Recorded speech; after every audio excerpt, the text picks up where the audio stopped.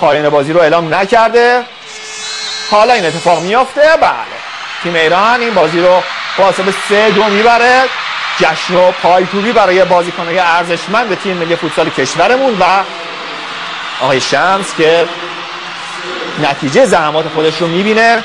تبریک میگیم این برد ارزشمند رو به فوتبالیست‌های خوب کشورمون که در تیم ملی فوتسال کشورمون هستن. جامعه فوتسال که واقعا زحمات زیادی کشیدن تا این تیم ملی قدرتمند رو ما به رقابت‌های جام جهانی فوتسال بفرستیم. صحنه‌های زیبایی است.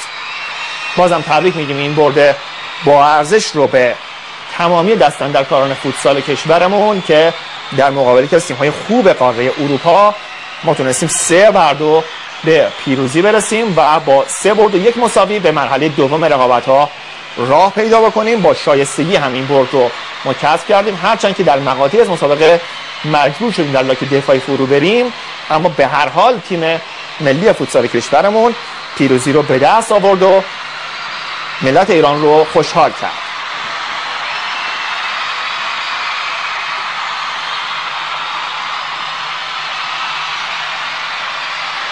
صحنه‌های زیبایی است که در برزیلیا اتفاق میفته. آقای شمس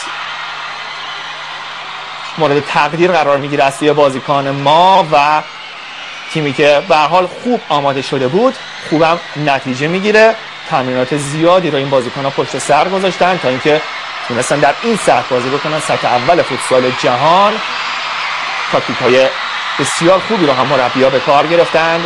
4-0 و 2-2 روشی بود که در این دور از مسابقات بازیکن ما به خوبی اون رو اجرا کردند و اینم پاسخ بازیکن ما به ابراز احساسات تماشاگران که امیدواریم در مرحله بعدی رقابت‌ها هم ملی پوشان فوتسال کشورمون نتایج خوب و مثبتی بگیرن. اما به هر حال ما بعد از 16 سال تونستیم به مرحله دوم رقابت‌ها برسیم که این افتخاری بس بزرگ برای فوتسال کشورمون به حساب میاد.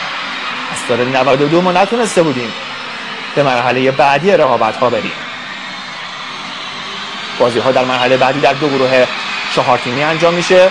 گروه بندیش تا 2 ساعت دیگه که بازی‌های بعدی انجام بشه در گروه دیگه تعیین خواهد شد. فقط بازی گروه سوم مونده که اونم مشخص میشه تا نیم ساعت دیگه بازی‌های اون گروه هم آغاز میشه و یه گروه بندی اونم تا 2 ساعت دیگه در گروه بندی مرحله بعدی بازی‌ها مشخص خواهد بود.